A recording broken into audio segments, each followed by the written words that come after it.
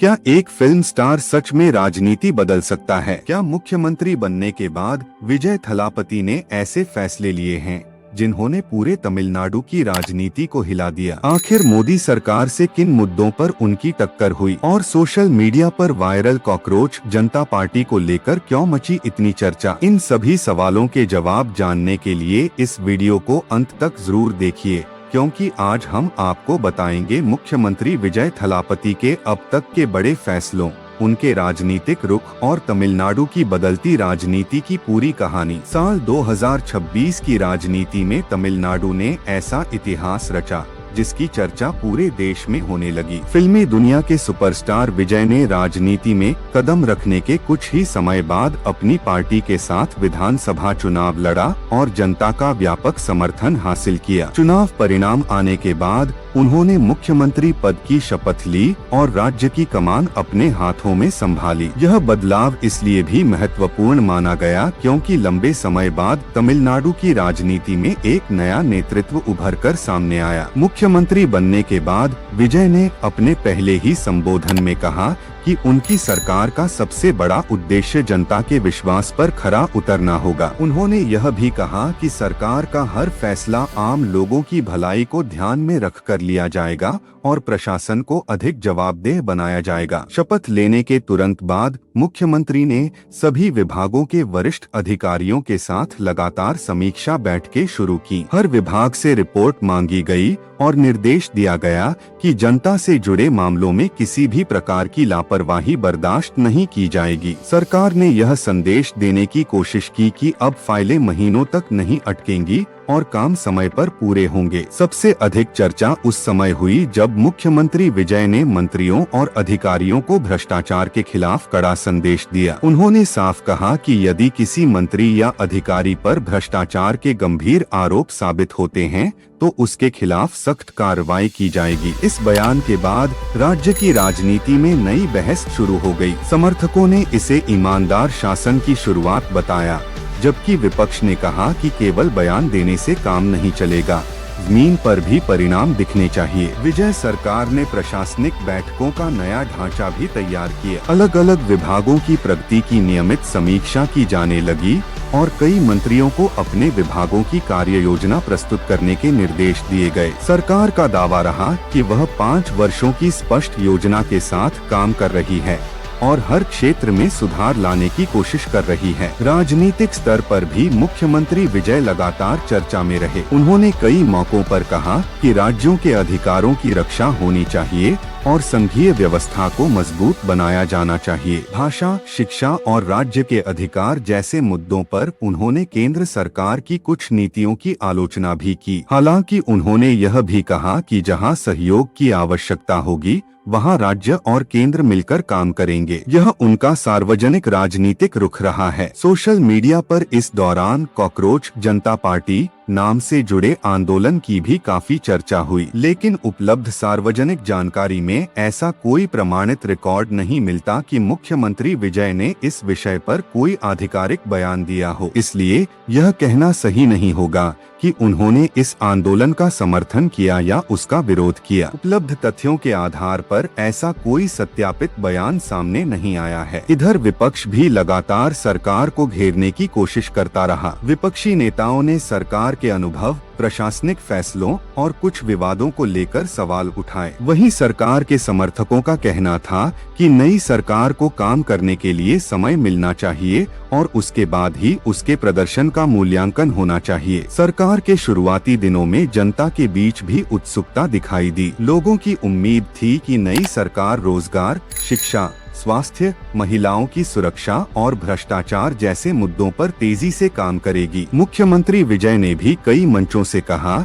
कि उनकी सरकार जनता की अपेक्षाओं पर खरा उतरने की पूरी कोशिश करेगी। मुख्यमंत्री बनने के बाद विजय सरकार की असली परीक्षा शुरू हुई। चुनाव प्रचार के दौरान किए गए वादों को अब जमीन पर उतारने का समय था। जनता की निगाहें हर फैसले पर थीं और विपक्ष भी लगातार सरकार के कामकाज पर नजर रखे हुए था। सरकार के शुरुआती फैसलों में आम लोगों को राहत देने वाले कदम सबसे अधिक चर्चा में रहे। सरकार ने घरेलू उपभोक्ताओं के लिए लिए 200 यूनिट तक मुफ्त बिजली देने की योजना को लागू करने की घोषणा की। इसके साथ ही महिलाओं की सुरक्षा को मजबूत करने और नशे के कारोबार पर सख्त कार्रवाई के लिए विशेष टास्क फोर्स बनाने की पहल की गई। इन फैसलों को सरकार ने अपनी प्राथमिकताओं का हिस्सा बताया। विजय ने अपने मंत्रियों के साथ लगातार बैठकें की और स्पष्ट संदेश दिया कि सरकार का हर विभाग समयबद्ध तरीके से काम करे। उन्होंने कहा कि जनता ने बदलाव के लिए वोट दिया है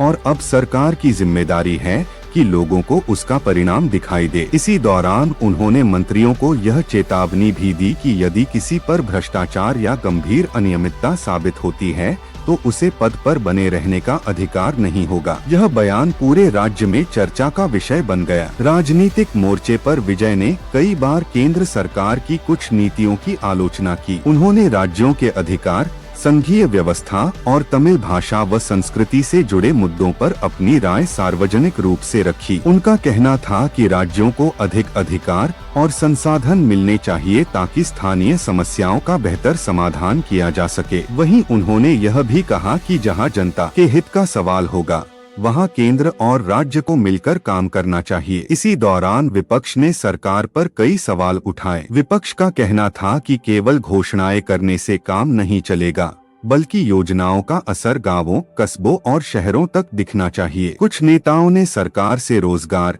महंगाई, किसानों और उद्योगों से जुड़े मुद्दों पर तेजी से काम करने की मांग की। विजय सरकार ने प्रशासनिक व्यवस्था को तेज करने के लिए विभागवार समीक्षा बैठकों का सिलसिला जारी रखा। सरकार का दावा रहा कि हर विभाग के लिए 5 वर्ष की कार्य योजना तैयार की गई है और नियमित समीक्षा के आधार पर काम आगे बढ़ाया जा रहा है। समर्थकों का कहना है कि इससे प्रशासन में जवाबदेही बढ़ेगी और योजनाओं के क्रियान्वयन में तेजी आएगी। इस बीच सोशल मीडिया पर कई तरह की राजनीतिक चर्चाएं भी होती रहीं। कॉकरोच जनता पार्टी नाम को लेकर भी अलग अलग दावे वायरल हुए, लेकिन उपलब्ध सार्वजनिक रिकॉर्ड में ऐसा कोई सत्यापित आधिकारिक बयान नहीं मिला जिसमें मुख्यमंत्री विजय ने इस विषय पर कोई स्पष्ट टिप्पणी की हो, इसलिए इसे तथ्य के रूप में नहीं कहा जा सकता। विजय सरकार के समर्थकों का दावा है कि नई सरकार पारदर्शिता और तेज प्रशासन पर जोर दे रही है। वहीं आलोचकों का कहना है कि सरकार को अपने वादों को पूरी तरह लागू करने के लिए अभी और समय तथा ठोस परिणाम दिखाने होंगे। यही वजह है कि तमिलनाडु की राजनीति में सरकार और विपक्ष के बीच बहस लगातार जारी है। जनता की उम्मीदें अभी भी बहुत बड़ी हैं। रोजगार, शिक्षा, स्वास्थ्य, किसानों की आय, महिलाओं की सुरक्षा और भ्रष्टाचार जैसे मुद्दों पर लोगों की नजर सरकार के अगले कदमों पर टिकी हुई है। आने वाले महीनों में यह तय होगा कि विजय सरकार अपने चुनावी वादों को कितनी प्रभावी तरह से पूरा कर पाती है। मुख्यमंत्री बनने के बाद विजय सरकार के सामने सबसे बड़ी चुनौती केवल चुनाव जीतना नहीं, बल्कि जनता की उम्मीदों पर खरा उतरना है। चुनाव प्रचार के दौरान किए गए वादों को अब धरातल पर उतारना सरकार की सबसे बड़ी जिम्मेदारी मानी जा रही है। यही कारण है कि सरकार के हर फैसले पर जनता, विपक्ष और राजनीतिक विश्लेषकों की नजर बनी हुई है। विजय ने कई सार्वजनिक कार्यक्रमों में यह कहा है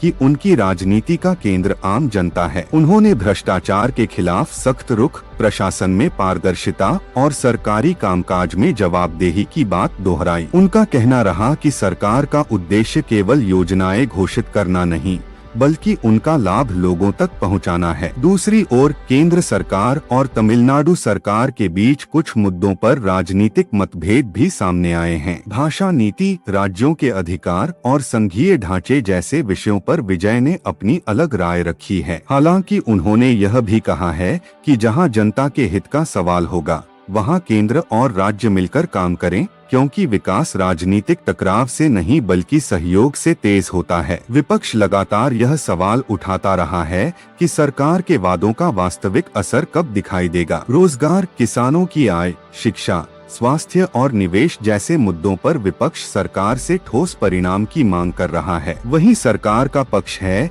कि बड़े बदलावों में समय लगता है और योजनाओं को पूरी तरह लागू करने के लिए प्रशासनिक प्रक्रिया पूरी करनी होती है। सोशल मीडिया पर कॉकरोच जनता पार्टी को लेकर कई तरह की चर्चाएं और दावे सामने आए, लेकिन उपलब्ध सार्वजनिक जानकारी के आधार पर मुख्यमंत्री विजय की ओर से इस विषय पर कोई आधिकारिक और सत्यापित बयान सामने नहीं आया है। इसलिए यह कहना सही नहीं होगा कि उन्होंने इस आंदोलन का समर्थन किया या विरोध किया। जिम्मेदार पत्रकारिता का यही तकाजा है कि केवल प्रमाणित तथ्यों को ही तथ्य के रूप में प्रस्तुत किया जाए। राजनीतिक विश्लेषकों का मानना है कि विजय की सबसे बड़ी ताकत उनकी लोकप्रियता और युवाओं के बीच उनकी मजबूत पहचान है। वहीं सबसे बड़ी चुनौती यह होगी कि इस लोकप्रियता को प्रभावी प्रशासन और विकास के परिणामों में बदला जाए। आने वाले वर्षों में रोजगार, उद्योग, निवेश, शिक्षा, स्वास्थ्य और कानून व्यवस्था जैसे मुद्दे ही उनकी सरकार की सफलता या असफलता तय करेंगे। तमिलनाडु की जनता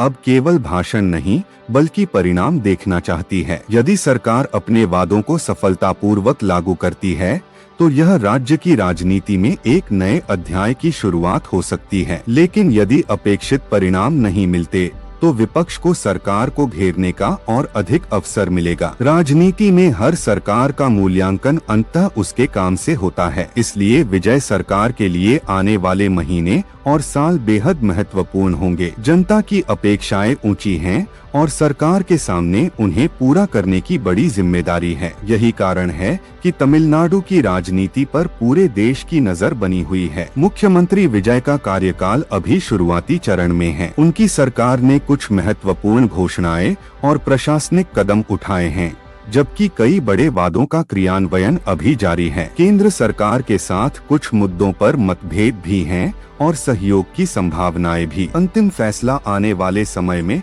सरकार के वास्तविक प्रदर्शन, योजनाओं के प्रभाव और जनता के अनुभव के आधार पर ही होगा।